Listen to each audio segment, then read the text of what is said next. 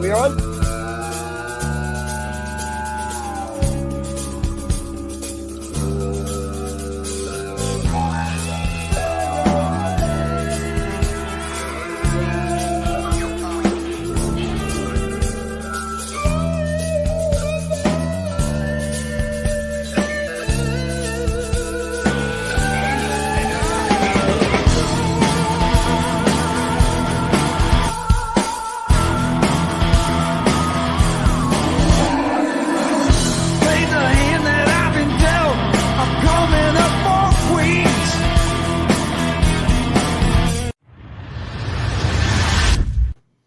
Wednesday is back with us, Metal Summoners. We are always, as always, incredibly happy that you're spending a little bit of time out of your work week to get your weekend started right now. As always, it's your Island of Misfit Toys with Bobby Dreyer, with Angel Alamo, with Psycho Steve, and we will be bringing in our beloved guests in very, very short time. But as always, we're actually going to touch base a little bit on what the goings on is in the Metal Summit world and community and what we've got going on. So on that note, we are going to kick it over to Psycho Steve with what he's got coming up very shortly.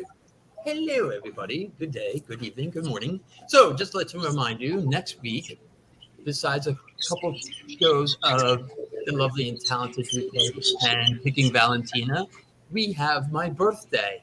It's on Friday, June 24th. But birthday bash, Rock and Recovery, the Greek organization I belong to, we're doing a little birthday bash for me at our station in Elmhurst, New Jersey. We got 8 bands. We got a band called Bob D with Petra. We got a really great band called, Whiskey Grin. A lot of these bands have played and have been on the Metal Summit, if you see the trend going. We have my boys, John Kanopka and Dan Neary in a little band called The Outsiders. And then, of course, we got Ronnie Yonkin's band called The Blues Vultures. And we got Steven Statlin, who does my chick's hair, and amongst everybody else's hair, except mine, of course. But it's okay. He did when I did have it. Just putting it out there. He has a really great AC/DC tribute band, and it's called Oh Lordy, Psycho Steve is turning 40 again. Thank you, Matt. So yeah, all the money goes to Rock and Recovery. If you guys don't know what Rock and Recovery is, please check out their website, rockandrecoveryfoundation.org. We help people in the music industry, no matter if you're a musician, if you're a tour manager, if you're a roadie, if you're a stagehand, and you've fallen on financial hardship. We do some really awesome auctions with the contacts we all have and raise money and help you out, stay afloat. And that's what it's all about, to help each other live long and prosper. Or for my case, torture my ex-wife. There we go. Back to you, Jay. Absolutely, for sure, man. Yeah, so guys, get out there and support Psycho Steve turning 40 again, guys.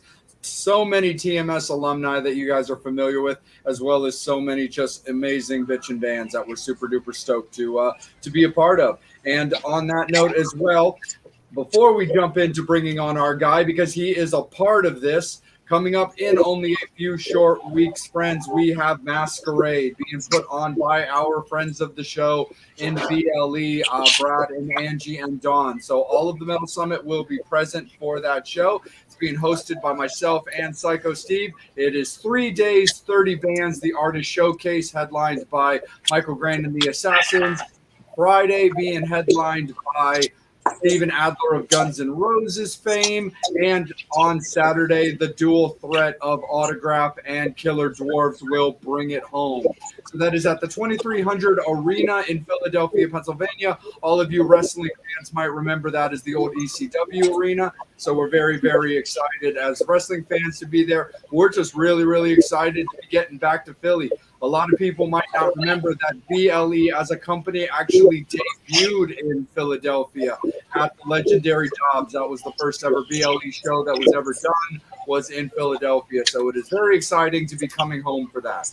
So a couple of weeks in July, Masquerade, the 28th, the 29th, and the 30th, with all of us here at the Metal Summit. But speaking of Masquerade, somebody that we have present will be there as well. Frontman for Kickin Valentina, playing on Friday the 29th.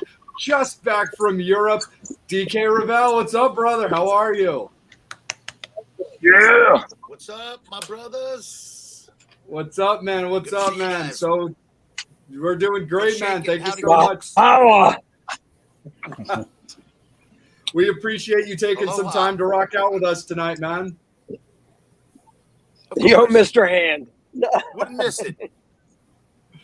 Absolutely, brother. Well, let's jump right into it, man. You're back home. You're back in the country after just touring Europe with the guys. So tell us about it. It was awesome. It was awesome, brother. You know, what was this? For me and the guys, I think this was my third trip. You know, everyone's bigger than the last. We had a blast. I mean, fuck, half the time, you guys, I don't even know where I'm at. You know, just fucking hand me the mic. Let me know what time we have to fucking eat and what time we got to rock and when the whiskey gets here. But, yeah, 18 shows, 9 countries. Met a lot of cool people. I tell you, even our weeknights were great nights. Thanks to all, man, that came and rocked with us. We had a great time, very successful. We go back in August, man, to do some festivals in the UK and some club dates. And we just can't wait.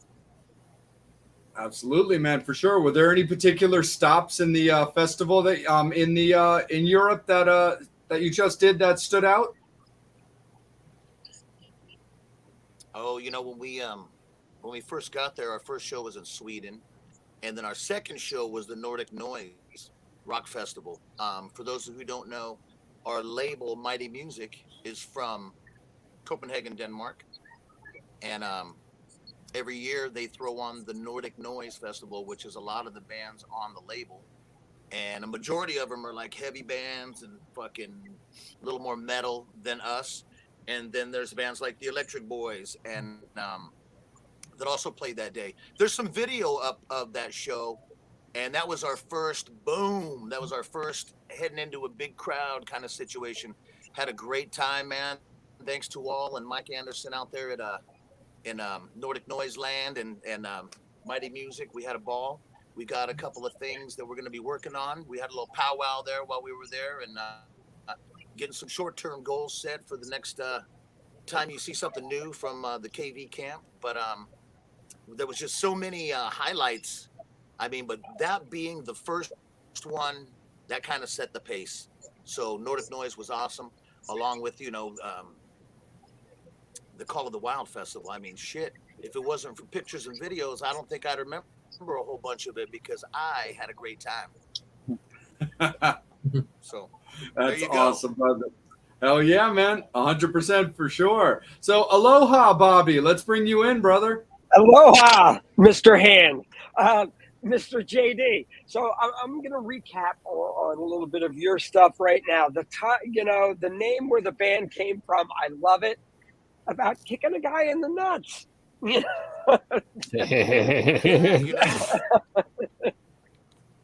we won't have to Kickin worry about Valentina. another band kind of having our name and shit, apparently. But yeah, it's kind of No, yeah, legend has it, you know. Unless you change it for Dick Suckers for Jesus, but you know we won't go that route. That just won't fit very well on a marquee. No, I don't think that know. one was The taken. acronym might Anyway. look cool. Yeah, Striper. Oh wait, sorry, Bobby, stop that. No, You're damn in Hawaii. pineapples. I know. You know, the SpongeBob in it. Yeah, I'm here with Tony for his birthday, so we're enjoying it. So I got to ask you right now. So the last album, when you guys put it out in 2000, what was it? 21. 21. Revenge of Rock. A little bit of difficulty there. I mean, or has it been getting a lot of traction right now? You know, a real smart move that we did, because we should be already working on releasing another record. We were putting adamant about touring the Revenge of Rock album. It's got a lot of traction, and we have a huge fan base over in UK and in Europe.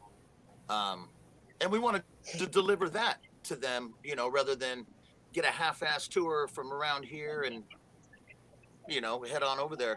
So if anything, COVID was good because a lot of people got to sit with the album and learn the songs. And boy, you know, when we hit the stage, man, they sing it right back to us loud and proud. And it was really cool to have everybody that had got to spend some time knowing the record and knowing the songs, and then, you know, then watching us deliver it. So I think it was a really good thing. You know, we made lemonade basically out of the lemons we were handed through the whole COVID shutdown. And a little fun fact, you know, we recorded the Revenge of Rock album, you know, under the whole COVID umbrella time, and recorded music videos, and we did a live stream, and we just kept busy, you know. It didn't slow us down. That's great. One bit. And still So keep what's busy. the We're next just taking video a short coming out? break, and then we'll be back at it.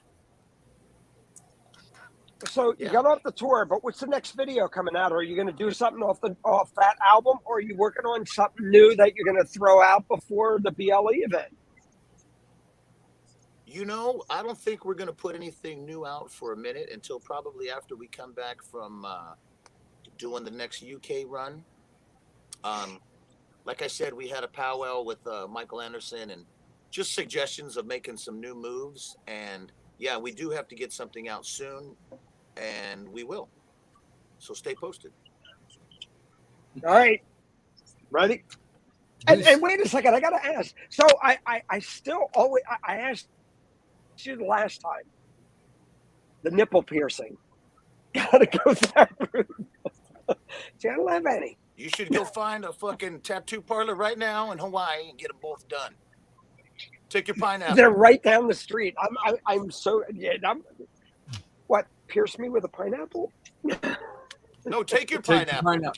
Take the pineapple with fill you, that bud. fucker back Yep. up, It'll help head with the on pain. down. You know, if I wasn't so broke, I'd love to go. You know, I got a couple of tattoos from like Germany, and I try to get something, you know, to remember wherever I'm at. Trips, parties, fucking after parties. Man, I'm that guy who comes in and, you know, wakes up the next morning with the fucking tattoo from a party, and shit.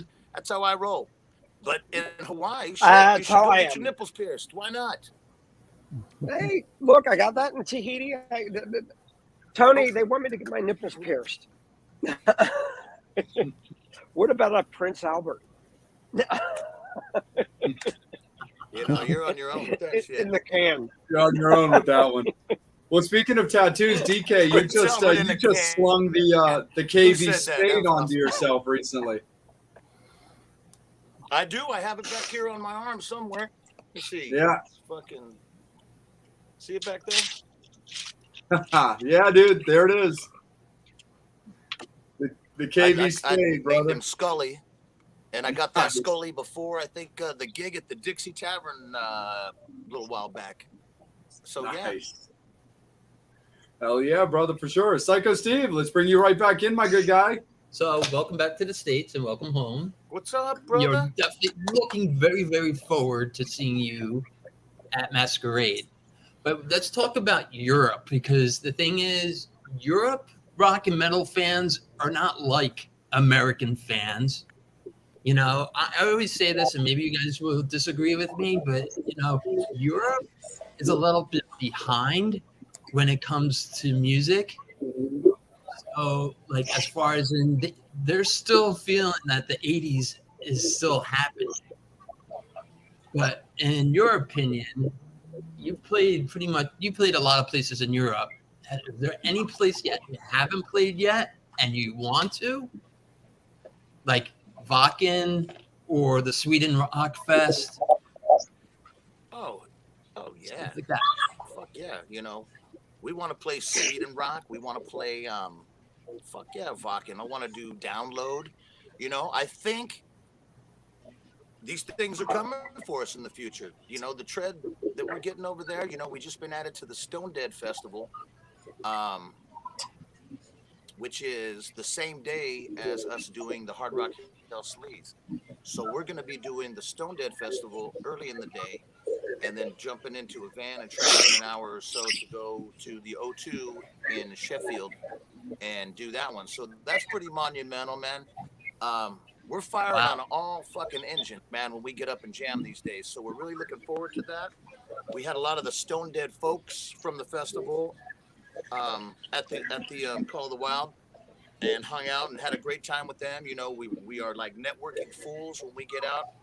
You know, people come and constantly just, you know, like much like you guys, you know, it's like, I can't wait to see you guys. And, you know, the fucking truth is we can't wait to see you guys. So it's just a big party going to be had by all, you know, and we are pretty well oiled, this machine right now, you know, after doing, you know, I think we had nights when we were doing 6 shows in a row, you know, and a lot of traveling and not a lot of rest and stuff, you know, but that's fucking, you know, we wanted this shit and now here it is. So we deliver the goods. So, yeah, on that note, you know, and there's other places we'd love to go to, you know, that are on the bucket list, like fucking Australia, you know, Japan, you know, these are some of our big goals. And I don't see why we wouldn't be able to achieve these if we keep working hard. So I think that's coming for us. Oh yeah, absolutely, for sure, man. Angel, let's bring you in, man. Looks like we've got some comments popping up, but it's all about you, brother. Yeah. How you doing this evening? I'm doing awesome, and you know what, DK, the album is great. I mean, anybody that knows what I was going through last year, listening to this album, it's just a great way to just escape whatever you're going through. So I love the album, love everything that was done with it. I guess my question is, I like hearing that. what- You know, I thank you. Yeah. Oh, and thanks to my friend Kim, she got me the CD, and we went to the shows together, and that fucking rocked. Kim Sullivan.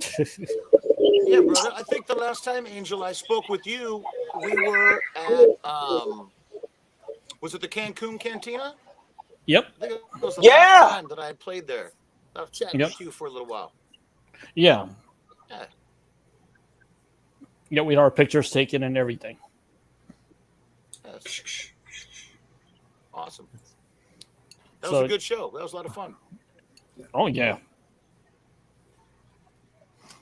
Damn, I forgot the name of the So song. I'm sorry. Go ahead, Angel. Go ahead. No, I'm a little starstruck there. very funny, Steve. Fanboy moment. Okay, sorry. Can I get to my damn question? I got you a new car for your birthday. I'm just gonna cancel it. That's fine. That's It fine. was gonna be a Tesla. No, Now get him a Yugo. I No, want I'll get him. A Jugo. A Jugo. I'll get him a lemon. Oh, lemon. No, the song "Looking for Me." That's just a great song, just to like sing along, especially like in the summertime. Is a song based on a true story. Yes. You know, there's like 3 ex-girlfriends rolled into that song. Hmm. You know, one thing that you'll get to know is a lot of my lyrics, you know, probably 99%, if not 100% of them are all true, man. I'm not writing about fucking dragons and knights in armor and shit. I'm writing about fucking the adventures of me and the fucking things, you know, that a rock and roll band fucking, you know, endures. But that song in particular, oh yeah, I mean, okay, the story I'll tell you, it starts, you know, it was a girl back in 1993. I lived with this woman. I did crash her car. I smoked all her weed. I mean, I was fucking riding fucking for free. And then I had moved to Lake Elsinore. I mean, dude, I used to be underage when I had graduated high school. I graduated high school early so I could move and fucking move to Hollywood and live in the car and, you know, like all my heroes did, and, you know, try to get discovered and be a rock star and all that shit. And I did, you know. Well, actually, the whole band, had a successful band here, was supposed to move. And when the time came down to it, only 2 of us went. So it was me and the bass player that ended up moving and living in his car. And I knew one person in LA, and he was like being an extra in movies, you know. And when you're young, you know, your drive, nobody can detour your drive, you know. There's just fucking, that's how you're gonna do it. So I had a fake ID, and I used to go into all the bars and see all the bands. And I mean, I used to literally walk into a place and meet a girl and move in with her tomorrow, you know. And it was always like, okay, but, you know, he's got to come too. You got to let him come too.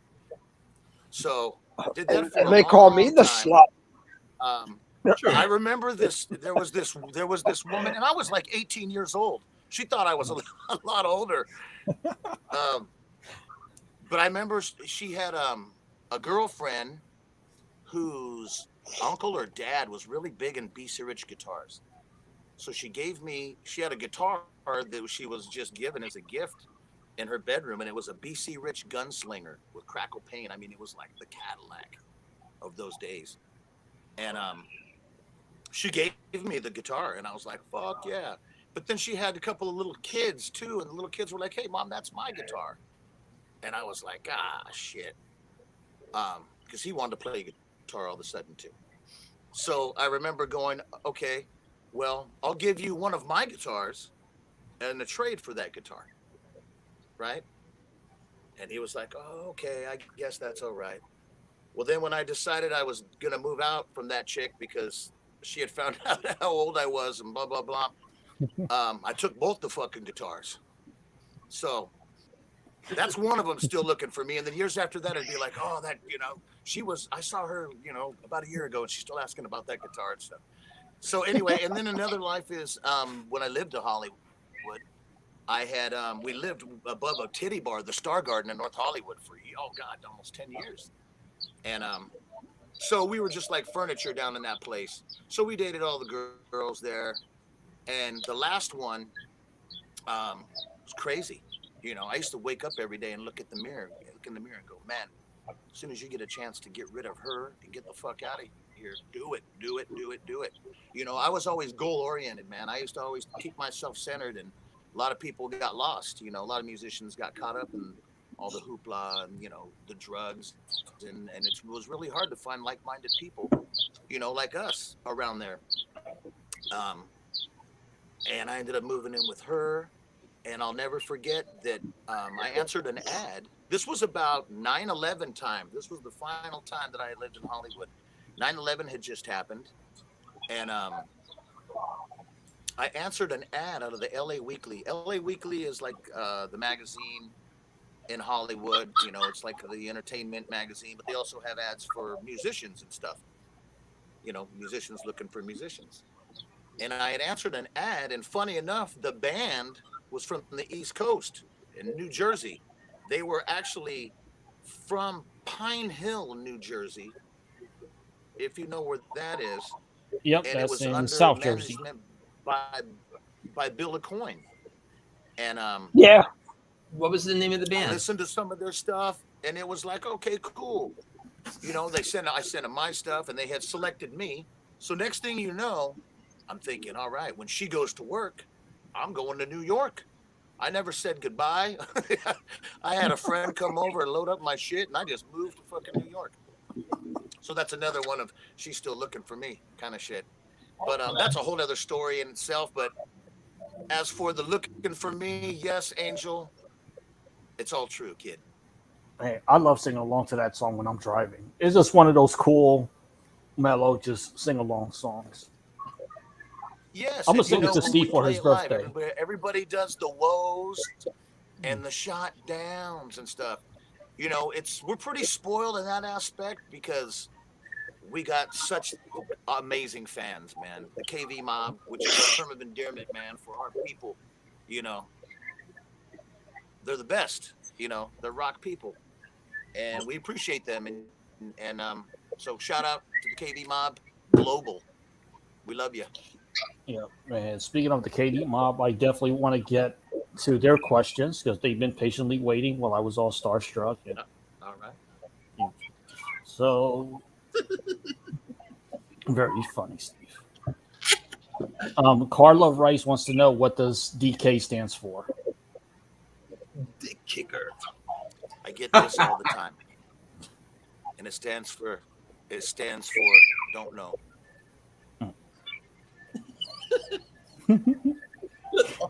We'll save that one for the book.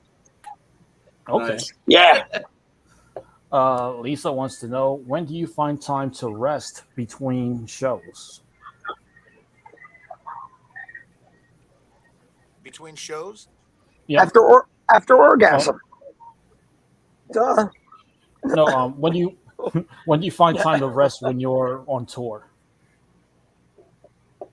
There isn't a lot of rest. There isn't. It seems like, just when, because it goes like this. It goes wake up in the morning, get some coffee, grab something if you got time, and then we literally would drive 4 or 5 hours a day to the next gig. You know, because they're everywhere, back and forth. If not, catch a flight, and you know usually in the ride, in the van is when I try to get my sleep, or not even my sleep, because I don't need to sleep. I can't sleep sitting up on an airplane or in a van. I just can't, man. Some people can do that. I can't. What I do is I bring my tablet and I download a bunch of movies when we have Wi-Fi. And then when we're in the van, I have a little setup that's right behind the driver's seat, but holds the tablet, and I just will put in my ears and I watch movies. The whole trip. I don't usually, if you know me, I'll tune out, and the other guys can do their stuff, and when it's go time for me, then it's fucking go time. But a lot of times, man, I need just my own space and a little bit of my own thoughts, and then once you get to the gig and you get a little drinky poo in you and you feel the energy of the folks and shit, then I'm that dude that once we're done, I'm out partying until fucking 5 a.m. and these guys are already back in bed, so I'm that guy. So not a lot of rest. I'll sleep when I'm dead. Yeah. Amen to that. Yes. Angie wants to know, how did this tour take a toll on your voice? It did, and if anything, it made my voice fucking bigger and badder.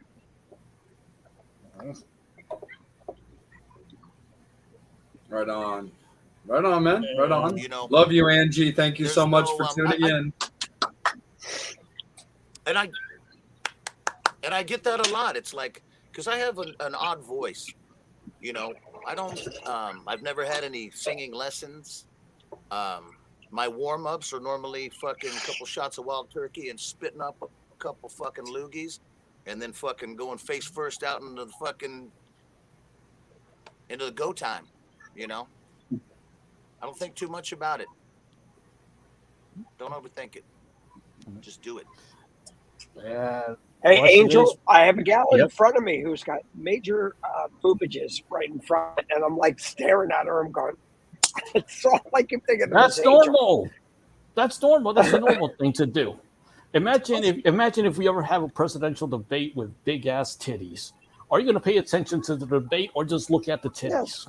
So I got distracted. You're talking about. I'm hearing exactly. See, we all get distracted by big. I'm like sitting here and I'm like grabbing my coconut, my pineapples. Oh, is that what we? Come on, Bobby. Come on, Bobby. It's not like you're in Hawaii or anything. Oh God. So wait, I got to interrupt right now. I got to ask a little bit about Beggar's Ball, which I love. Fight From this tits town to out. balls. Okay. Yes. So look, I love where you are now, DK, but I love your older shit too, and everything you did in the past too. There is so badass. Absolutely. So you can't throw the baby out with the bathwater, dude. So will you incorporate any of those songs? Oh yeah, sorry, Bobby. We've got a little bit. We got a little bit of a delay going. So, Bobby, say that again. So, DK, would you incorporate any with the Kickin stuff? Bring any of your older material in. First of all, thank you. Beggar's Ball was fucking awesome fucking band. Little fun fact. Yeah. I was the only American in that band. That band is straight Hollywood. I was in Hollywood. Goddamn, probably 3 days every other week. We got a lot done. My bass player was Argentinian. Guitar player was Canadian. Drummer was from Estonia. And very cool. Dude, we had a lot of traction, man. That band should have been on Ozfest, man. That band was really making waves. So thank you for that. And I agree with you. There's some ferocious. That's some of my best fucking work on that shit, on those Beggar's Ball records. And check it out. Those Beggar's Ball records were literally recorded in our band room on an 8-track recorder. That kid was a You know, wizard and at that stuff recording, is and amazing. Dude, I'm like, when I heard it, I'm like, oh my God, why doesn't he do some of this stuff? Why don't they bring it back in? And I don't know who owns the rights of it, but there's some great shit on there. no, I've already released it on Demon Doll Records too. If you guys are familiar with Demon Doll Records, Yep. out of LA, I have my old band Slam Alley on there. I have 2 Slam Alley albums. I have my Beautifully Demolished EP, and I have a Beggar's Ball, Fight This Town on Demon Doll. And what's funny is, like, everywhere I go, like I did a lot of that this tour, I end up autographing a lot of Beggar's Ball, a lot of Slam Alley stuff, a lot of the Beautifully Demolished EP. To which I'll get back to that question real quick. Well, you're like, how come Kickin Valentina doesn't do any of my old stuff? You know the song Heart Tattoo? That is from my Beautifully Demolished EP. So when the guys said they wanted to do it, I was like, oh, that's fucking cool. It's got a different take on it. I wrote that song, God, years ago, like 2005, 2006, for my girl who is now my wife now, just kind of, I have a lot of songs that aren't just fucking kicking ass. I write a lot of songs, on the real note, I write, love's never going to go out of style. I write about a lot of personal things for me. And I'm a songwriter, So, yeah, so we did Heart Tattoo on the Revenge of Rock. That's one of the only ones we don't play live. We don't play the song Strange, and we don't play the song Heart Tattoo off of the Revenge of Rock album. Everything else we do, and a couple of the oldies, the old KV classics we put in there. We got a pretty fat set, man, and it's it works. So yeah, thanks for listening to the Beggar's Ball and some of the old stuff, man. A lot of people are finding it. Hey, I appreciate it's such a great album. I love it. I found it on Amazon, man. I've got a whole grip of new music written, and after we start doing the KV stuff, because on the KV stuff we got about 7 new songs already written, and we want to write another 7 or 10 more and give you a really good fucking album. And I've also got a whole grip of music ready for my next solo album, which it'll be another Beautifully Demolished album with another title, but more party rock anthems coming your way. Very cool. All right, I had to throw it out there, brother. No, totally. Yeah, well, DK, you need to get to message Demon Doll when you have a second, because I don't know if you know this, but for the fans that are looking right now, Slam Alley is sold out at the moment. Yes, and goddamn, my EP when I released it was like $12. Now it's like $69, $59 on there. So we like 69. Showing up and finding some old stuff, man, and it's cool. So thank you all for that too. Yeah, man. So we need Demon Doll to press some more copies of Slam Alley so people can buy it. DK, so where can people go to find your old stuff? You go to Demon Doll Records, demondollrecords.com. Or you go on seen my stuff on Amazon and on eBay. People are selling it. We sold out of the Chaos in Copenhagen. CDs, vinyls, that stuff went quick. And they didn't press any more of them. So if you got a copy of that, I had to buy my copy off of Amazon. Because at some point, when we're at headquarters and we're autographing all the vinyl that comes, we have tables set up and we autograph all the stuff, and we have a chance to take our personal copies, which is like 3 or 4 personal copies, a piece. And we decided, we'd rather put them out for sale for the fans than keep them ourselves, not knowing that we would sell out, but that's what happened. So if you got a Chaos in Copenhagen vinyl, hang on to that, or a CD. And we actually, I think we're very close to selling out of all of the Revenge of Rock vinyl. I know we sold them all out on tour. I don't know what we got left. I don't know if you guys have seen the limited edition tour shirt. It's fucking cool. It's got all the dates on the back. It's got the outline of all the countries. It's got the new Scully Revenge of Rock mascot.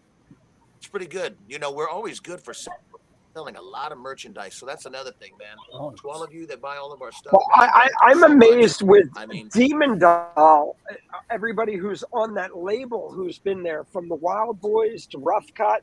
You know, I'm like, man, yeah. you know, people need to really, you know, it's a shame nobody, you know, you got to go underground to find a lot of this stuff. Lazarus is on there, and you know. Yep. You know, my boy Lance that runs the Demon Doll, he's a big fan too. I've known that guy since we were 1994, 95 when we used to run together at when I worked at the FM station in North Hollywood. Another little fun fact, I formed the very first Motley Crue tribute band fucking ever in all of the fucking Motley Crue regalia. It was Shout at the Devil. Little quick side story here. I used to work at FM station, and that was the happening fucking place. Off the strip, it's in the valley. And when we moved there was Slam Alley and bands like Jones Street, there was all of this happening. I mean, they were filming Wayne's World. All the people from the club were going and being like extras and stuff. And I was into networking and meeting people. And at some point, like 3 of us from the band started working for Filthy McNasty there. And I worked myself up from the back door to be in the front door. And I checked all the IDs.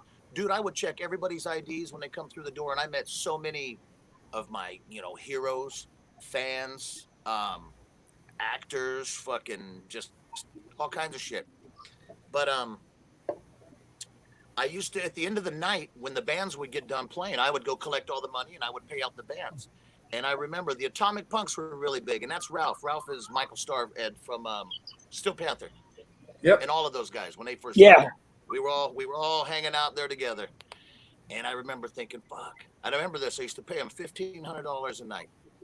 And it would be like, shit, how can I, you know, and there was no tribute bands. I mean, really, Atomic Punks were like, there wasn't no tribute bands like they are now. So I was like, man, and I was in Slam Alley and we were looking for a drummer and it took forever to get a drummer. And I was like, I need to move the fuck on, you know? So I decided, and Motley's been my fucking band forever. I've lived the Motley Crue fucking Bible, kid. Trust me. Still living that shit. And I was a guitar player. And trust me, nobody wants the Mick Mars position. Everybody, now he's all popular and shit. Mick Mars was my favorite guitar player all through fucking junior high. And, you know, it was him and fucking, you know, Angus Young and shit. And now everybody's on the Mick Mars fucking thing. Now, y'all didn't like Mick Mars back then. He was the ugly guy in Motley Crue for fucking years, this and that. So I went and played the guitar. I had the full Warlock. I made all the costumes for everybody. I had a guy come down from the Bay Area. He was in a band called Erotic Doll. His name's Paige. Paige went on to join the band Orgy while we were doing this. So anyway, when I put the fucking band together, if you ever seen any videos, there's 2 of them that I put up on YouTube. It was full Shout at the Devil. We only did the Too Fast for Love versions of fucking Too Fast for Love. And we did their fucking set list. And it was almost damn near impossible to find pictures of them and all of that gear back in 1994. Now you can't get away from them. Same way with like Kiss. You couldn't find pictures of them in their makeup back in the day when they weren't wearing it. So that's what I decided to do. And then pretty soon I was packing that fucking place. The name of the band was The Crew. And we were such a hit. And I haven't ran into fucking to Ralph or Michael Starr yet. Yeah, but I'm sure I will. And we'll have that moment like, hey, dude, what the fuck? Yeah, what do we, here we are, fucking some festival in fucking Europe. But those were the golden days. And then not so where do we go to get the Slam Alley album? So you're telling me they're sold out on Demon Doll, huh? They're sold out on Demon Doll, DK. Really? So, you know, there was. I hope you got the money. How that started, there was one, they had a compilation of something, and I just put one song on there by Slam Alley. And then later on, they wanted to do another one, and I think that one was called 21 Fire. Yeah, 21 Fire. Have all of the songs. And then he goes, dude, do you have any more? And I gave him like all of the demo versions of the older stuff. So that one's called Punk Polluted Zoo now, which is the one that has everything on it. But yeah, Punk Polluted Zoo is the one sold that's out. I'll have to shoot him a message, man, and see if we can get some more of those in stock. Yeah. Hell yeah, for sure. Definitely, man. No, it's cool, DK. Like, cause I knew Paige from Orgy, and Oh, because you did? Ryan and Amir from Orgy, and of course Amir Yep. from Rough Cut are two very good friends of mine. Nice. So I think that's very Very cool, cool. that you did some work with Paige for sure. Angel, let's Well, steer I'm it the one back that over brought to him down. Yeah, we you. Were brought the one him who brought down. him I was down. playing with Rock. Little quick side note here. When I went to form that band, I just put an ad out in Rock City News, LA Weekly, Music Connection.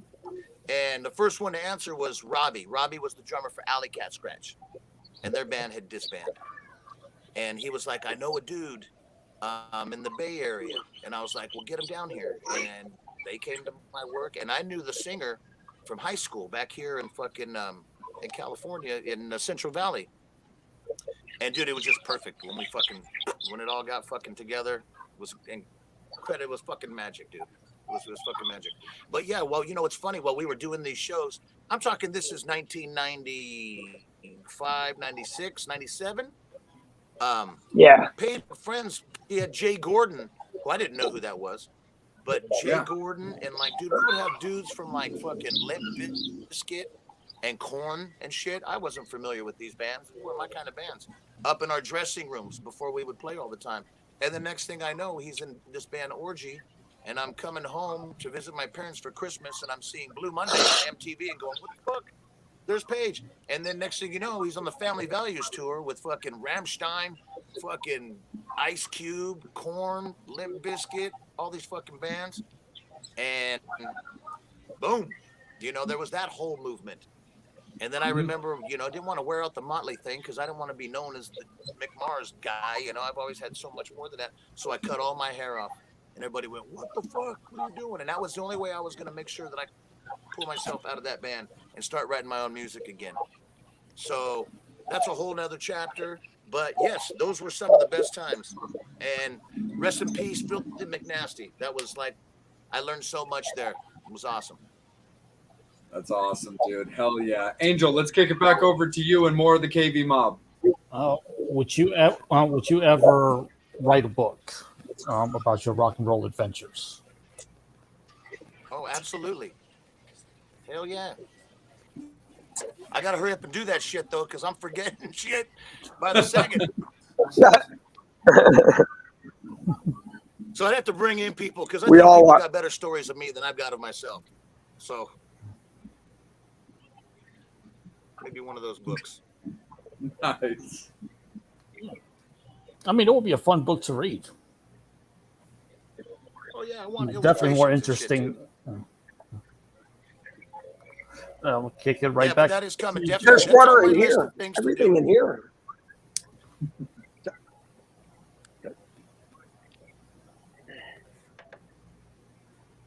Absolutely, no, for sure. Steve, let's bring you back in, my guy. So you talked about Motley Crue. They're going on tour starting tomorrow. Actually, it's Motley Crue, Def Leppard, Poison, and Joan Jett. How long do you think the tour is going to last? I think they'll see that whole thing through. I think everybody needs it. I mean, personally, for me, I stopped going to shit like that a long time ago because it's too expensive. And I normally don't fucking remember it anyway. So, you know, I'll see the DVD later. Right on. And you said you were a diehard Motley Crue show, tour, first fan. What was your first Crue show? My first Motley show.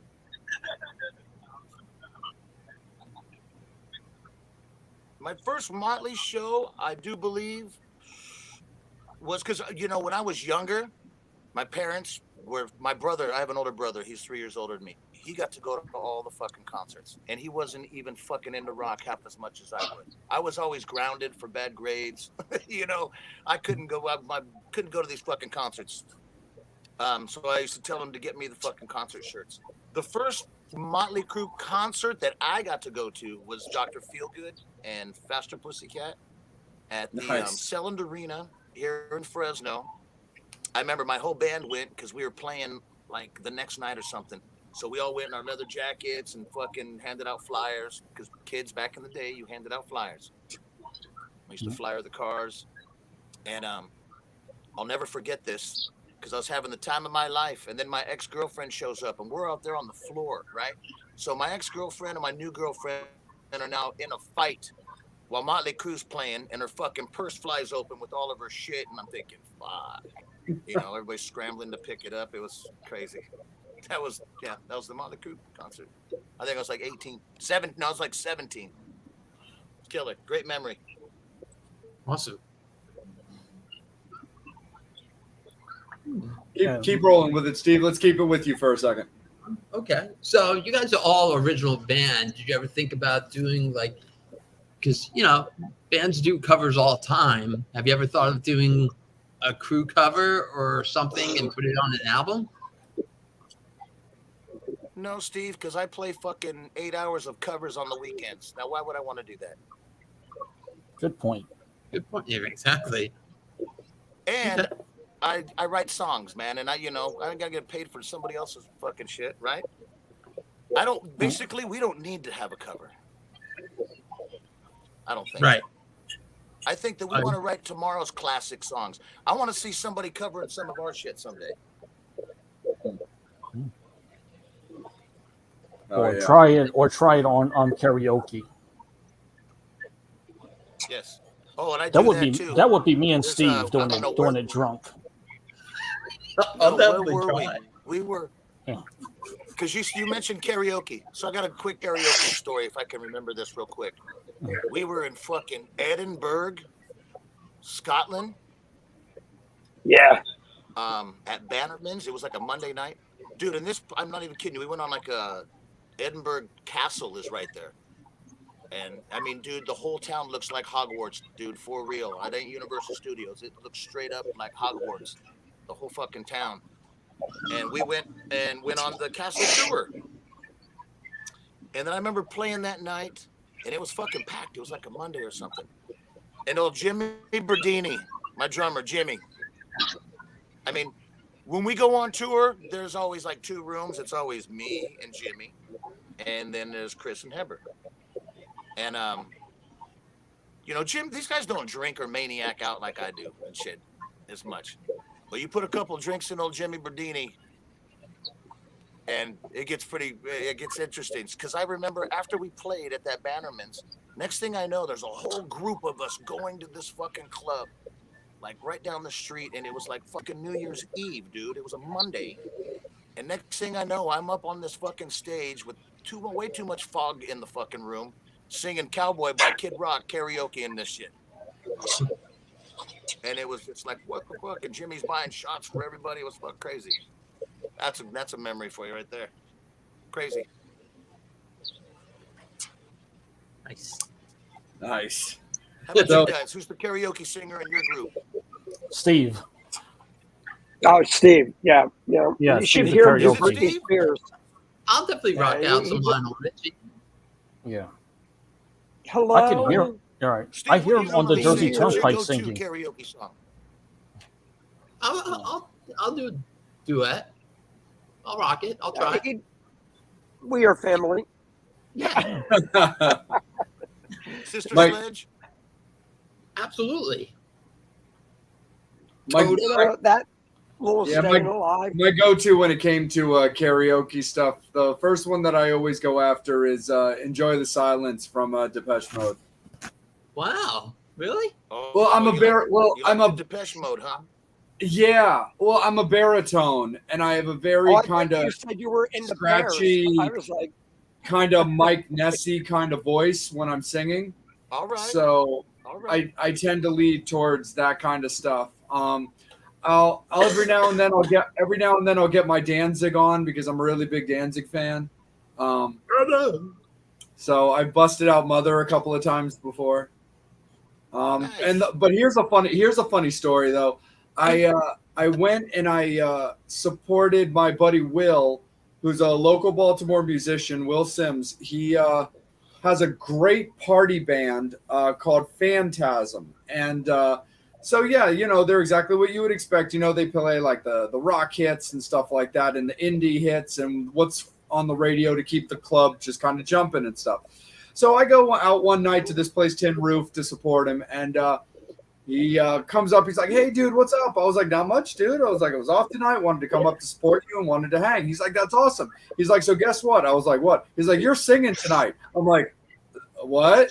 The fuck I am?" He's like, "Yeah, dude, you're singing tonight." I was like, "Okay, I guess I'm singing tonight." He's like, "Well, the set list is over there. Go pick out the songs that you're going to sing." And I'm looking at this thing going like, shit. I mean, I know damn near all of them, but I'm like, Jesus, what do I feel like doing? And it actually ended up being, I did 2 songs in a row. I did I Write Sins, Not Tragedies from Panic at the Disco. And then I followed it up by I Want You to Want Me from Cheap Trick. Interesting. Awesome. Yeah. I sing that every weekend. Okay, here we go. One of these days, we're all going to karaoke somewhere. I don't know where we are. That's what Brad Lee needs to have. He needs to have some karaoke shit. Yep. At an After after party. If not a Yep. live band karaoke shit. Wouldn't that be cool? Get a band and we can just get up with the band. I'm sure we can find it in and sing. Philly. I've been to a live Brad, band if you're karaoke listening, before, and we're those putting things that are as a cool. suggestion. Dude, I love to do some karaoke. I think it's fun. And always Yeah. go for some shit that you don't normally do, you know? Why All right, not? the song I did, you ready? I did the Uh-oh. Devil Let's hear it. Vikings. You Make Me Feel So Brand New. Wow. Yeah, because I try to hit the whole falsetto thing, Mm-hmm. you know? Awesome. It didn't really go over well. I can't even carry a tune with even an iPod in my hand. What are you talking about? Seriously, it was so bad. All I'm right. surprised We people have to do stayed. this. What about Angel? I know Angie, Angel's done Brad, some karaoke. get on it. He's got a dirty secret somewhere. I've never done karaoke, but I would do girls, girls, girls, and I Yes. would just get drunk and sing boobs, boobs, boobs. There you go. I don't see any problem I with can that see it either. already. I don't know where we're gonna be, but we're all gonna be fucking arm in arm, fucking drunk as shit, singing some Mhm. karaoke somewhere. Yeah. The funny thing is, me and Brad have done that before. I believe it was years ago. If I remember the show correctly, it was actually my birthday show. He brought in Leslie Sanders from Prophets of Addiction and Pretty Boy Floyd, and they played a place called the Moose Lounge. And after Leslie's show, we did like a karaoke. But the thing Hello, about hey.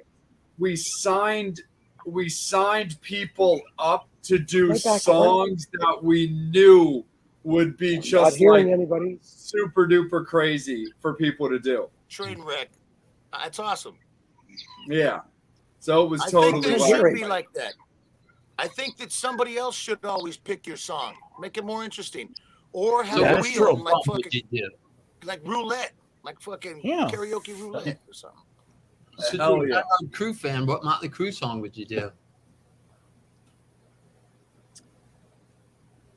All right, you know, what's the one song that they've never ever played live? I mean, there's probably a few of them. I'm talking from a legendary album. Oh. I would have to go with Danger. Nice. I kind of want you to do Bastard. Oh yeah, yeah, that's a good one too, man. Yeah. That whole Speaking of album's the got bastard, I'm back. No, that one would be really, really cool. So DK, another band I want to touch on real quick for you from your bands is Beautifully Demolished, because that was the first time that I ever met you, was almost 10 years ago in White Marsh, Maryland, on the Spring Stampede Festival with Lizzie Borden. You were there? I met you? Yeah, I was there. I met, Good impression, man. yeah, that's the first, I don't know if you guys know, it's the first day I met Brad. Yeah, I did know that. Do It you was know that? Yeah. Do you know that story? I know met that Sidna. story, but the You know guys don't know that Sidna story. Willis? All right, well, y'all know who Sidna Willis is?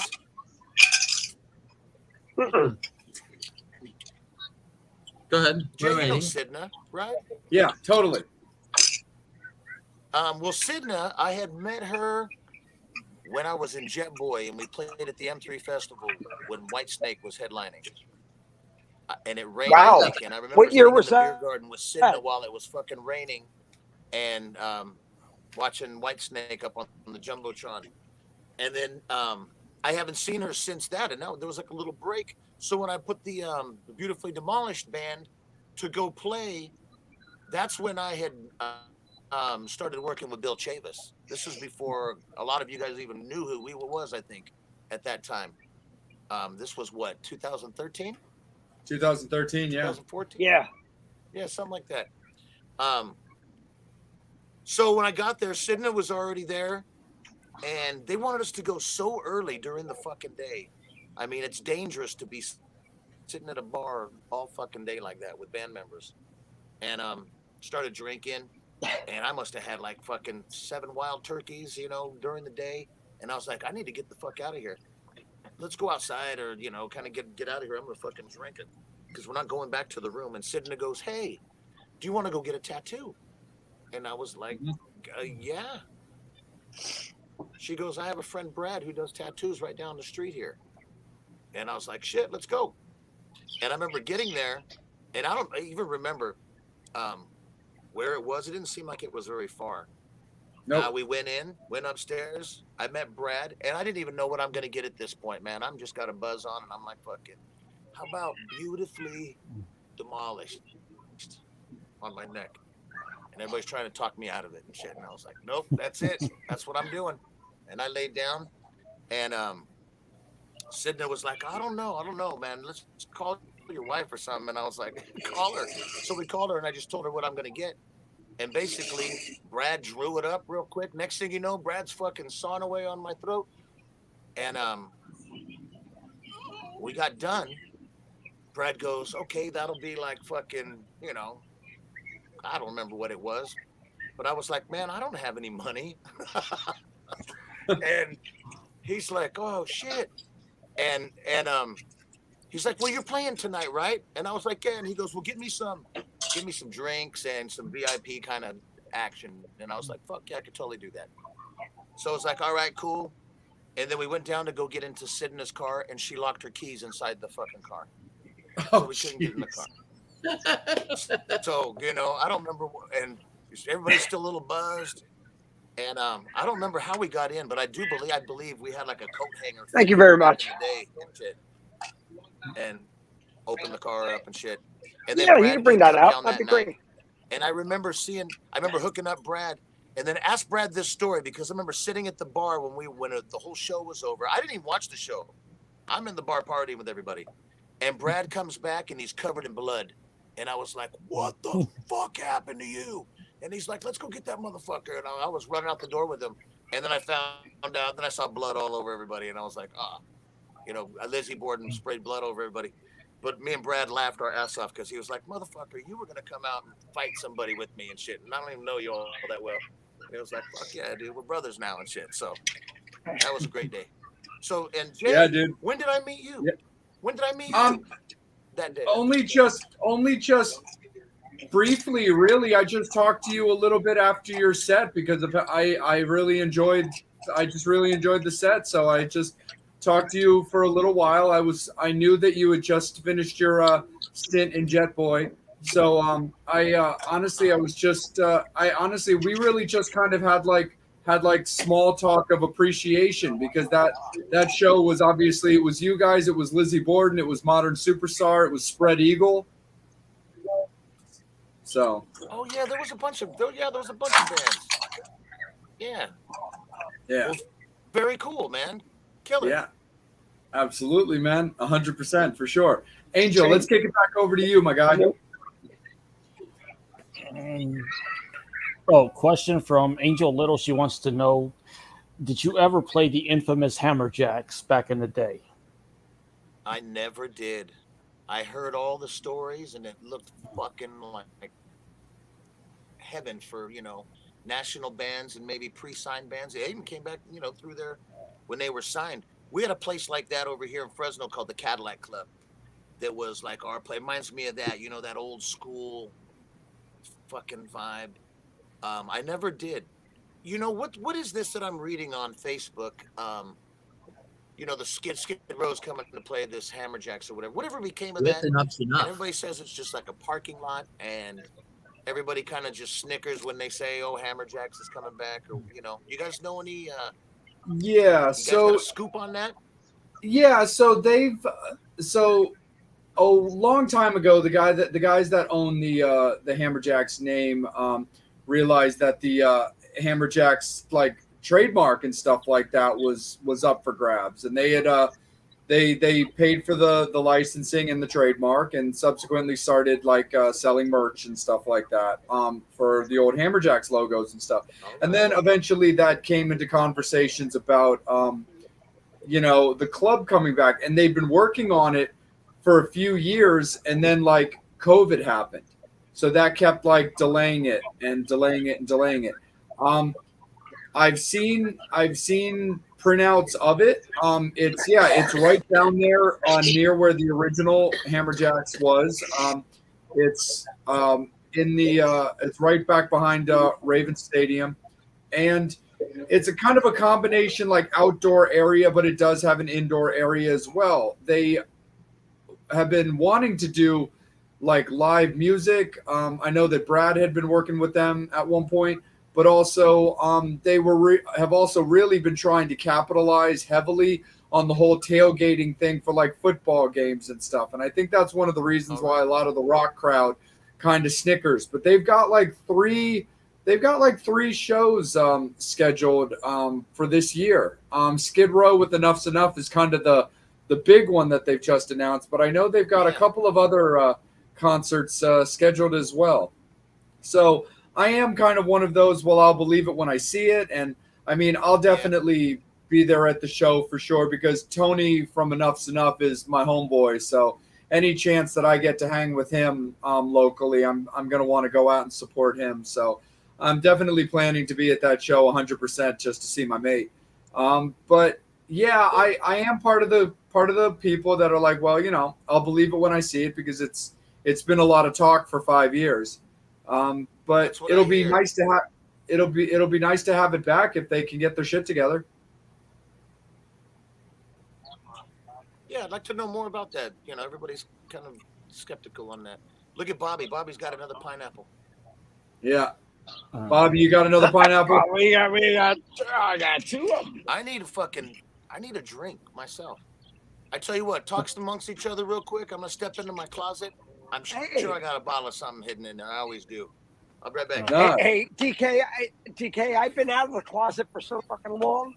I don't know why you're going back in, dude. It is June. It's just for adventure. Ooh. Wait, I gotta. Look what they. But Metal Summoners. So this is a good opportunity to remind you guys that we've got live events coming back up. So we've got Steve turning 40 again. We've got Masquerade.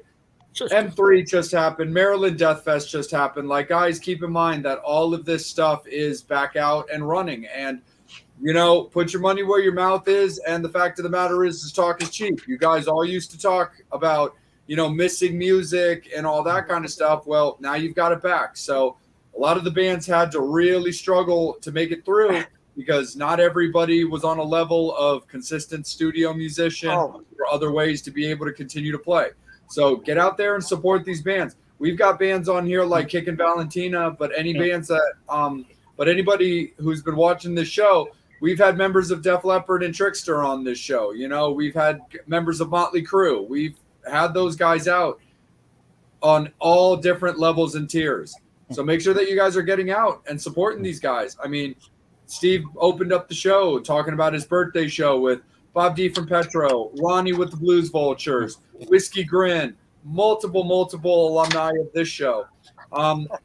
Andrew Como from The Real World and his band. He just put out a brand new single today. So he's got a new video out there circulating as well. So make sure you guys keep in mind that, we've got music right there at our fingertips again. So let's show these guys the respect that they deserve and get out there and support.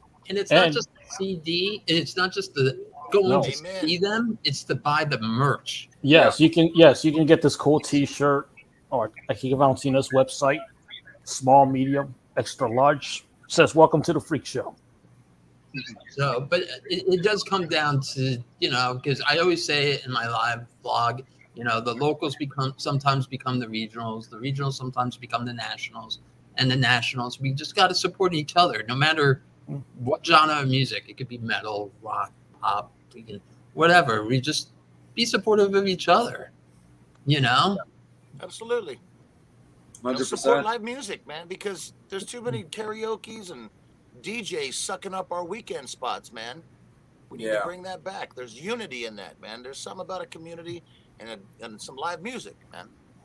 And I know you brought up Oakley. I know we talked about this. You brought him up that we've had a member of Motley Crue, and I'm going to go ad nauseum with Motley Crue because they are one of my favorite bands. But DK, you've been a Motley Crue fan forever, so have I. My first show was like 83, 84 for like Shout at the Devil tour. They played in New York City. Nice.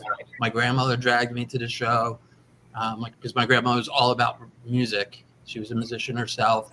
But Karabi just came out with a book. I loved her in Fishnets, Steve. Thank you. I'll be sure to tell her the next time I see her when I'm up there. Question for you. She was hot in the Motley Crue video. Go ahead, Steve. Were you a Karabi fan? DK? You talking to me? Yeah. Oh, yeah, absolutely. I've been a fan of John since the Scream, you know, when I heard Outlaw and Father, Mother, Son and shit like that. I used to learn those on the guitar and stuff. I've always loved his voice. I've always loved singers that have a distinct voice, you know? Right.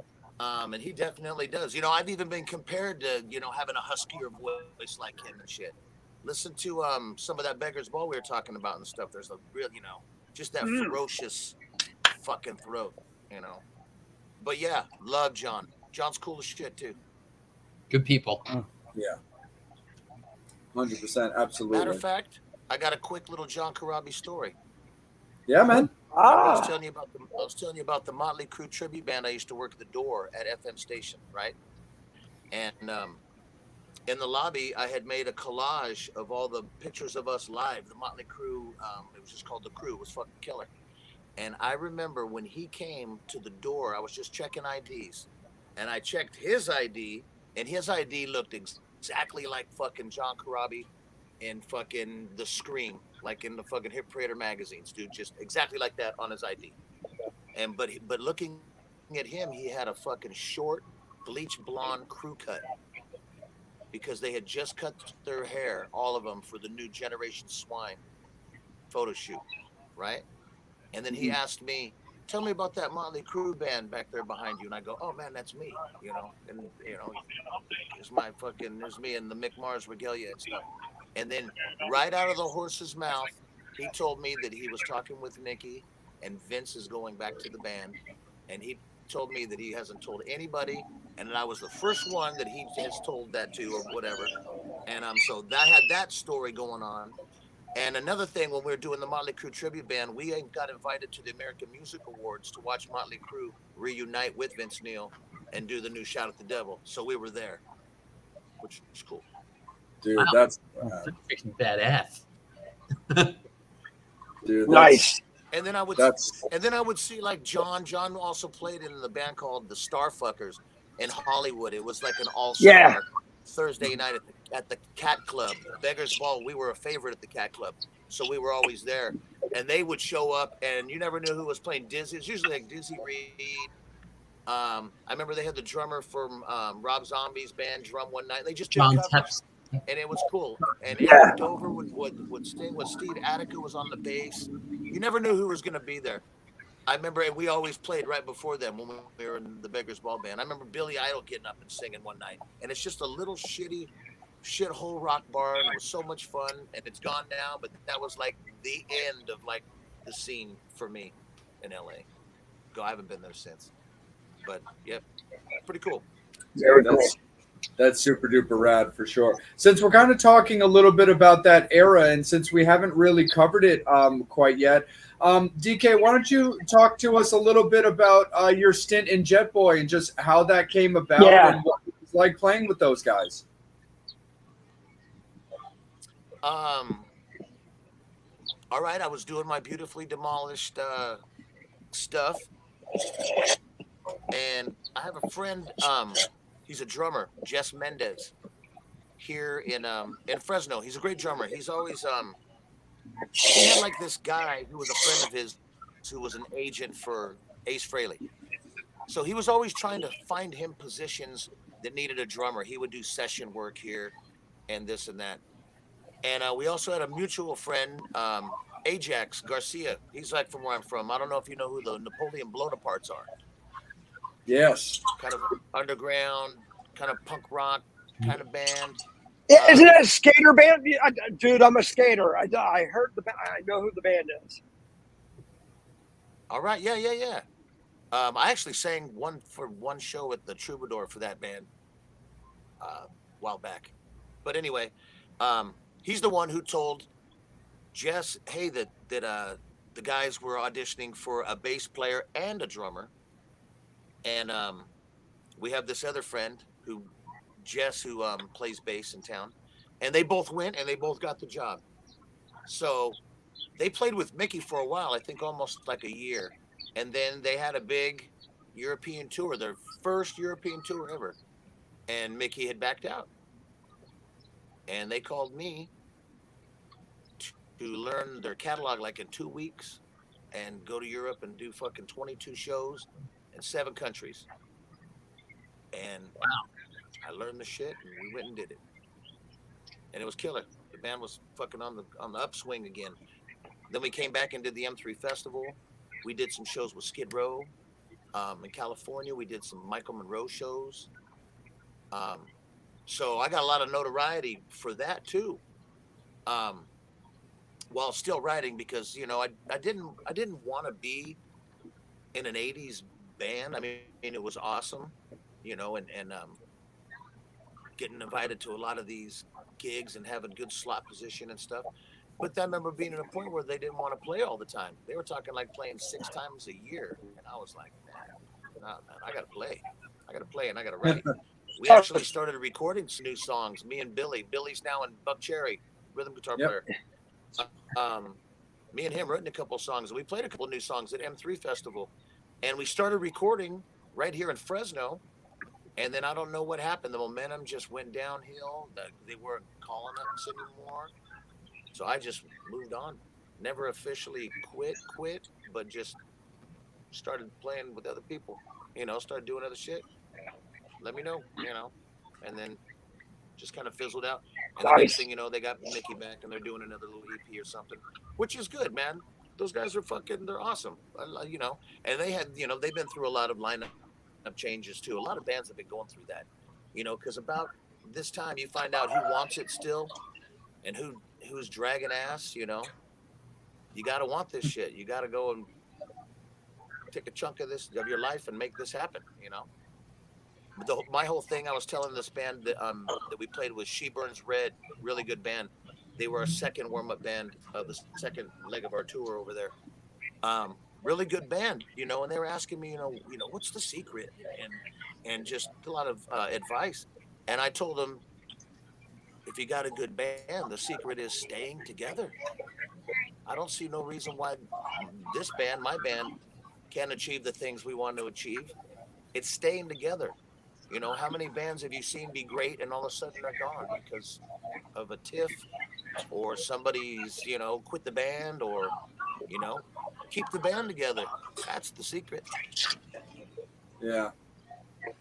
No, I definitely know what you mean. Yeah, I got a guy I know that plays a little bit in Pretty Boy Floyd every now and then, but he's mostly known for being in the band The Murder Dolls and the Jenna Torturers. Eric Griffin, he was in the Blown Apart. Eric Griffin? Yeah, Eric Griffin, he was in the Blown Apart for a bit. It was me and Eric and Ajax that played at the Troubadour.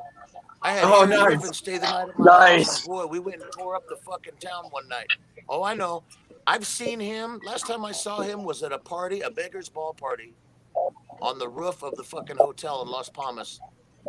And yeah, I just remember him going, "I'm sorry about last time," and I don't even remember what he was sorry for. But yeah, he stayed the night at my house. We were in the Napoleon Blown Aparts together for that little stint.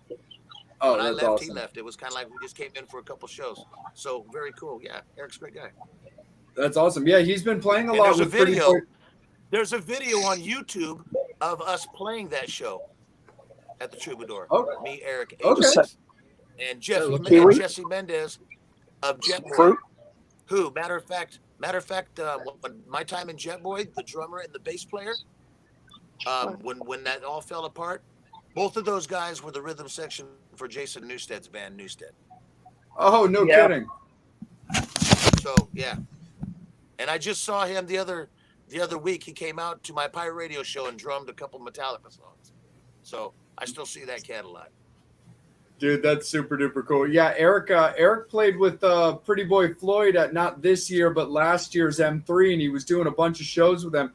It doesn't look like he's playing. It doesn't look like he's playing with Pretty Boy Floyd right now because my buddy Ashes was on bass while Eric was on guitar. Now Ashes is playing guitar in Pretty Boy Floyd, and they brought back Chris Six to play bass.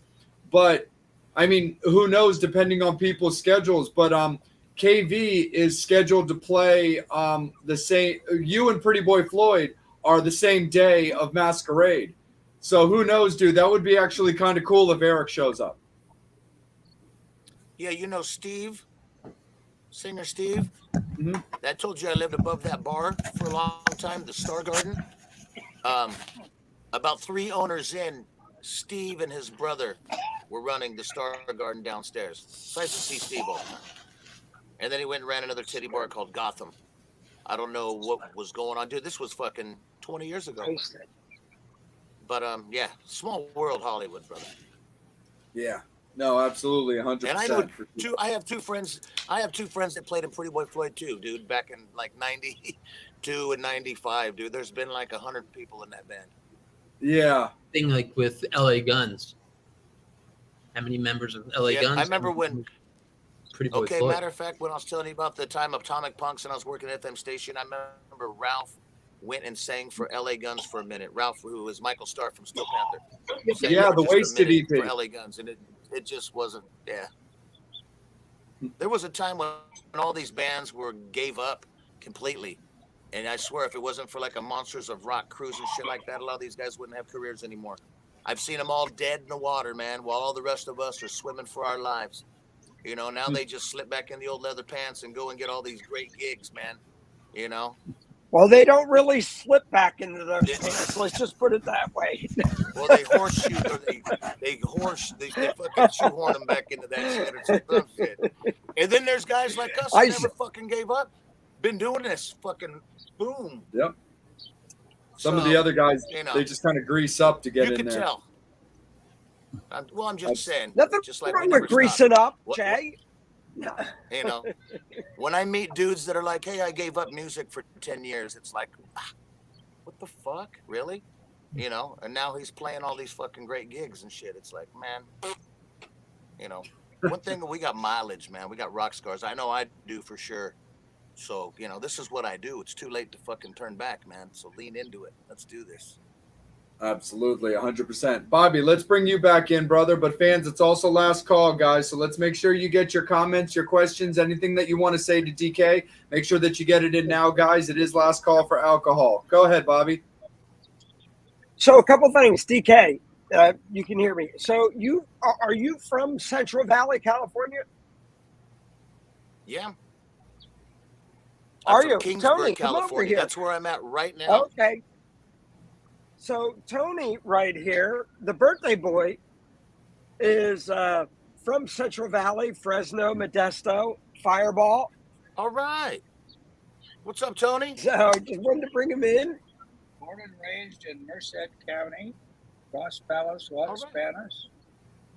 Represented when I was in Congress all the way from Modesto to Fresno. Wasn't Ronald Tony, Reagan? you know where Kingsburg is, right? Yes, of course. Yes. Very cool. You know, not a lot of people know, you know. I just have to say it's between Bakersfield and, you know, San Francisco. A lot of people don't know where Fresno is, let alone Kingsburg, Visalia, you know, Madera. Oh, yeah. Where are you actually from?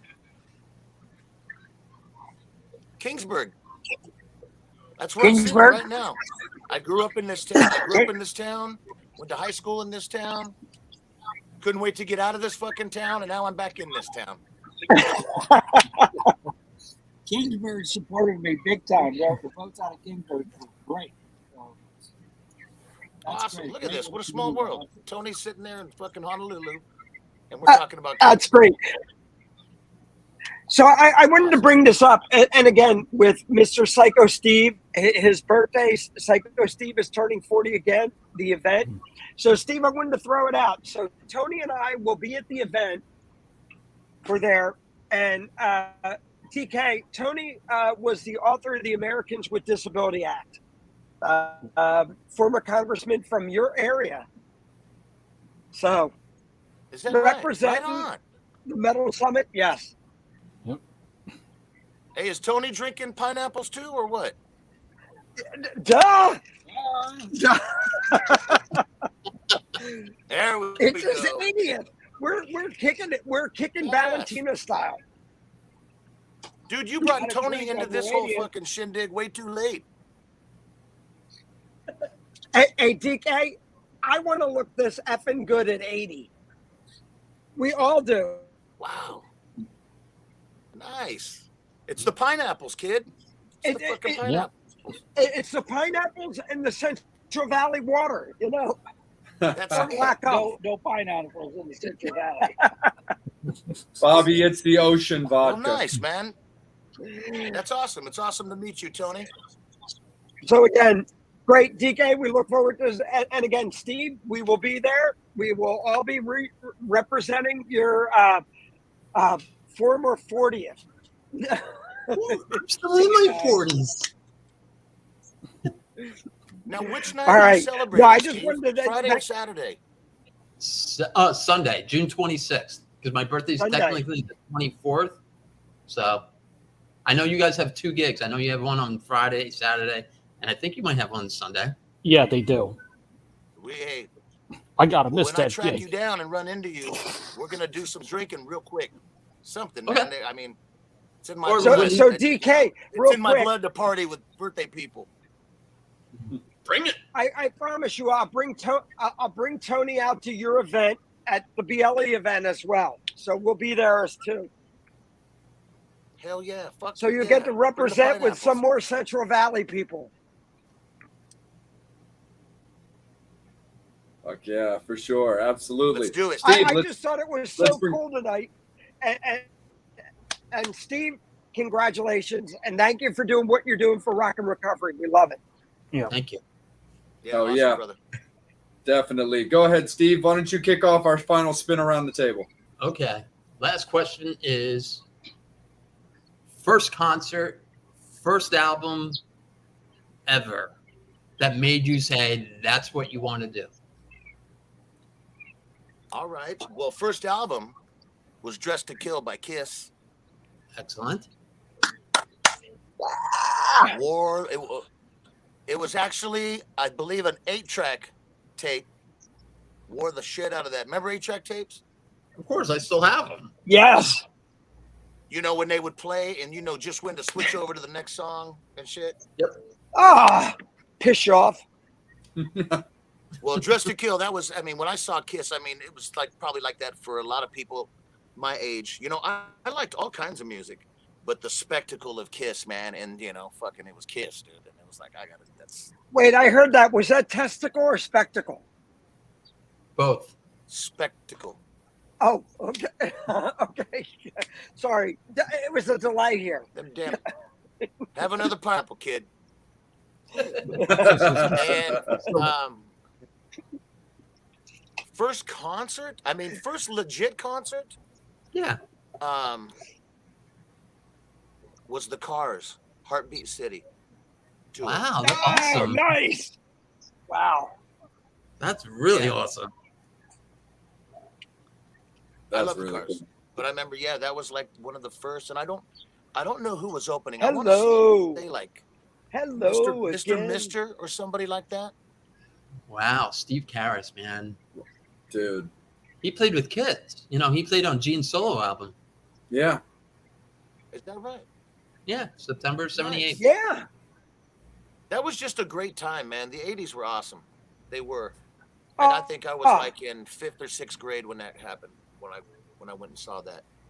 And that is- changed my life. You know, Remember that first time you went to a concert and you're in the room and the people are there, the sound, just the feeling of feeling so Oh, small, and just the the smell. community of a rock concert, the smell of weed, that was magical. I cried. I'm not gonna lie. I I cried. got hungry. Nice.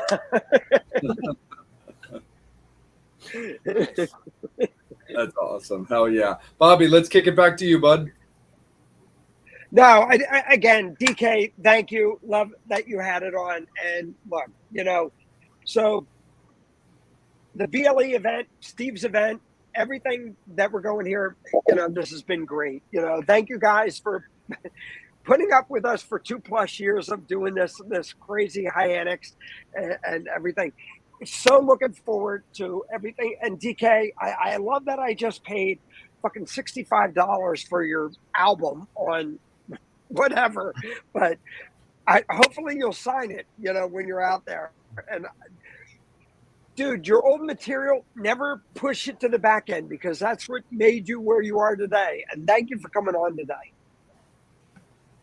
Hey, brother, my pleasure, and thank you for supporting. And I assure you, there's a lot more coming from me. A lot more coming. Hell yeah. And thank you, Steve. Absolutely. Totally. So, like, DK, one more little fun thing when it comes to KV history that I just think would be kind of cool to cover. So we had the guys on early on, and one of the things that we talked about was that you had actually been in talks with the guys even before Joe as the front man for KV, and the stars just didn't really align. What do you remember about just those early talks with, like, the KV guys?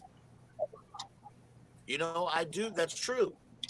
And I remember because I spoke with Jimmy, and Jimmy was I'm trying, I've always tried to remember what time was I already out of Jet Boy. I think I was out of Jet Boy and back doing writing Beautifully Demolished stuff, trying to get into a studio. The Beautifully Demolished EP, I recorded all the bass, all the drums. I write all the songs. I would do everything. The only thing I didn't do on there was play drums. Jackie Ramos at the time we were trying to put the band together, the Beautifully Demolished. Jackie Ramos was he's from Bangalore Choir, Hurricane Alice, and we were starting to do stuff. And I remember him saying that he wasn't into, like, riding in a van and sharing hotel rooms and stuff like that. So it was like, this guy ain't ever gonna fucking, go out and suffer like me. I'm gonna fucking, suffer until you get where you gotta go. There's pitfalls and shit in this business. And so that record's all me. And I'm gonna be recording another one. But yes, it's awesome that you guys support that, and that's always just been a part of me. I'm just not always. I plan on having a few, different projects, man. It's what I do. Yeah, man. Even singing on the weekends, the more I can fucking sing and do what I do, it's not a bad gig. There's people out there digging ditches and, fucking going to a 9-to-5 job. So it's sink or swim. So thank you for all your support too. And Absolutely, Jay, brother. I've been looking at you for like the last couple hours. You look like me back in my 30s and shit. That's only because Steve hangs. I swear to God. That's because Steve hangs upside down. Glasses and shit, Jay. That was me in my 30s, kid. Shameless, shameless, loud, and beautiful. The apple doesn't fall far from the tree, DK. Nice. Totally. No, but I always just thought that was a really cool story, man, about, like, being in talks with the guys back in the day, having the stars not really fully aligned, kind of doing your things, but then just having it circle back around to where it did work. It is time, and now you guys, 2 albums in, 2 records in. I'm one of the lucky people, dude. I've got both your KV albums on CD and on vinyl. The vinyls are hanging up in my bedroom. You forgot one fun fact, Jay. What did I forget? You did Jack Daniels with DK on on I stage. did. That's true. Oh, We're gonna dude. have to. Yes. Okay, first of That- all, going back to that question real quick. Yeah, I spoke with Jimmy, and Jimmy, that's what he talked about. They didn't have Chris yet because I guess Chris had got the call around the same time, and Christian was just out of a band, and Chris wanted to take a break, so he passed on it. But Jimmy was talking about, hey, we'll go to Europe, and just all of these. We talked about we had the same goals. So it wasn't feasible. How can I get over there to rehearse and do this stuff? So we just kind of put it on hold, and I never expected to get a call, or maybe even hear from them because they were getting, rolling with some success. Yeah. And then this is about the time Brad had moved to Las Vegas. Do you remember when Brad lived in Las Vegas? Yep, for sure. And Brad was giving me calls. He was trying to land a gig at working at a club or something. He was even like at one point going to have me come down with my cover band to rock this club he was working on. And then I guess they lost their permits and blah, blah, blah, this and that. But right after that is when he hit me up and he goes, hey, give me a call. He goes, hey, do you remember that band Kickin Valentina or whatever? And I was like, yeah. I spoke with that guy and he's like, yeah. Well, their singer is leaving them hanging, It seems like I'm the guy to call when your singer leaves you hanging for a fucking tour or some shit, right? See that pattern? But and it was like, you know what? Fuck yeah. The timing was right. They had stuff going on. I spoke with Chris and everybody, and they were going to fly me out for the audition. They told me to learn like 4 songs. I learned like 12 songs. And I told them, I will just walk into this and fucking kill it. And they were like, okay, all right, shit. And because I do, I play in, covers and shit. I know how to learn songs and then go and deliver them. And we did. And boom, that afternoon, it was like, oh, fuck. And I think we went live on a video from that day. And that literally was like the 3rd song I played with them. I think it's Turns Me On. And we got all of this feedback. And I remember having a cigarette, after doing a couple songs. And it was like, well, you got to promise us that you won't leave, once you join. And I remember looking at Chris and I go, man, you will quit this band before I quit this band. And it was like, fucking, there it is. And we've been going strong. That's awesome, man. Oh yeah, that's fucking awesome, dude. But yeah, Angel, you're right. I did get to throw down some Jack Daniels with DK on the stage. So I remember too. We were at the Cancun Cantina. Yep. And we were lining them up, and I was fucking with you, and I was like, man, you're like 4 shots behind. And you just started slamming them. I was like, whoa, whoa, whoa, whoa, whoa, whoa, whoa. I was kidding. I was like, man, this kid's a fucking maniac, dude. You're like me. I can just. But you threw down like 2 of them already, and I was like, oh, dude, I'm kidding and shit. But before we go, and then I remember I just remember need that to night ask, I had to go with look a like microphone butter or something with else? the cable. Yes, the cable for sure, dude. Because I hated that shit. That guy couldn't get the fucking cable together or whatever, so I had to use a mic with the cable, and I hate that. And Jay was my guy all night, feeding me lines so I could go back and forth across the stage and shit. And I remember fucking doing that shot after that. I was like, man, we need to drink together and shit. And you did that. And then you telling me, man, I'll help you out anytime, even if I got to come to California and shit. And I was like, Brad, I like that fucking kid. I like absolutely, that kid. dude. Fuck yeah, dude. And Call me anytime. 100%, man, for sure. Angel, Awesome, let's kick it back to you, man, for any final questions from the KV mob, the Metal Summoners that might have popped up, and then we'll cut DK loose. The usual question from Brian: if you can get 2 artists, and living or dead, into a studio to record one album, which 2 artists would that be? If I could get 2 bands or 2 Yep, artists 2 bands or 2 artists into one in a studio. Yep, to do an album. AC/DC and Aerosmith. Nice. Yeah. Imagine that shit. Because your bells will be Sweet Emotion. Oh, dude, wouldn't that be killer? Having some Steven Tyler fucking sing on some AC/DC or AC/DC rocking fucking Aerosmith shit. That'd be killer. Oh, dude. The idea of having like Brian singing over like Joe Perry and having Steven singing over Angus. Fuck. Dude, that'd be killer. Seasoned dudes like that with that kind of swagger. So I'm talking about that'd be rock. That's rock and roll. Hey, get out of here. Dude, that's awesome for sure. Get out of here. Still with you, Angel.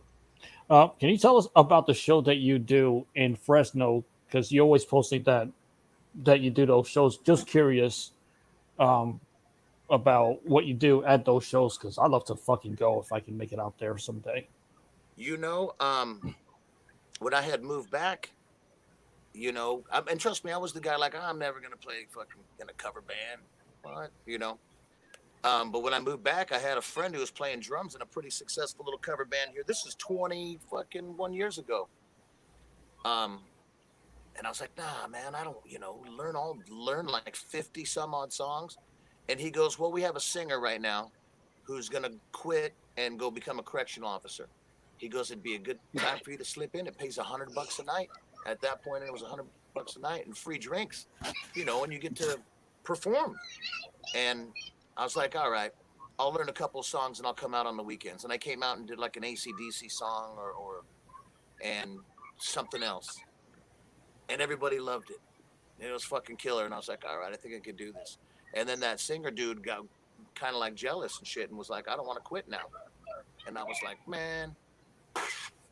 So I said, how about we form our own fucking cover band and we'll be like the dirtiest fucking, and trust me, I'm the edgiest around. I only play where I'm celebrated.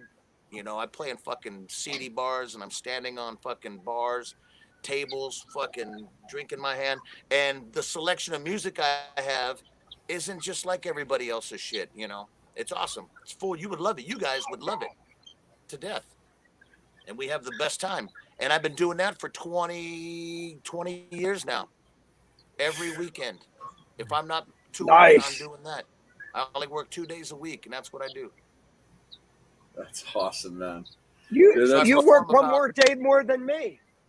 You know, I sing about 40, sometimes maybe 45 songs a night. You know, and sometimes, you know, it just varies. And I get to do it my way. That's where the party rock king of the San Joaquin came from. Because I live in the San Joaquin Valley. Oh, sick. Yes, you do, sir. Dude, that's so fucking bitchin'. Well, dude, DK, we can't thank you enough for spending some of your evening with us, man. We really, really appreciate you so much. Metal Summoners, thank you guys so much for tuning in as always. Sorry. We cannot. I love you guys. Sorry, we cannot leave out saying Kim Sullivan says hello. And Kim. We know that Kim, she's always putting together the travel arrangements on what hotels people can stay in. Yep, you know, she's the best, and she does it so selflessly, you know, for all of the maniacs and all of our KV mob. We're like a really kick-ass little fucking familia, if you will. Yeah. And I can't wait to hang out with you dudes, man, when I get to see you on the East Coast. We'll spend some time like fucking brothers and hang out. We'll celebrate old fucking Psycho's birthday and fucking hoop it up. It's gonna be good, man. It's time to live. It's time to live our lives, gentlemen. It's time to live our lives. Live our lives, absolutely. And it's time to play this record loud. Yes, it is. The Revenge of Rock. Kickin Valentina. DK, thanks again so much. Again, KV Mob, thank you guys. Metal Summoners, thank you guys. Coming up, we've got Steve's birthday where members of the Metal Summit will be live for that. And then following that up, we've got Masquerade, which DK and KV will be at on Friday, playing with Pretty Boy Floyd and Steven Adler for 3 days, 30 bands worth of music at the 2300 Arena in Philadelphia. Metal Summoners, we love you guys to death. Take care. Guest announcement on Friday, and we will be right back with you guys on Wednesday night. On behalf of the Metal Summit, for Bobby Dreyer, for Angel Alamo, for Psycho Stevie, pressed up, and on behalf of Kickin Valentina's DK, we will see you guys next week. As always, you've been watching the Metal Summit. Love you guys.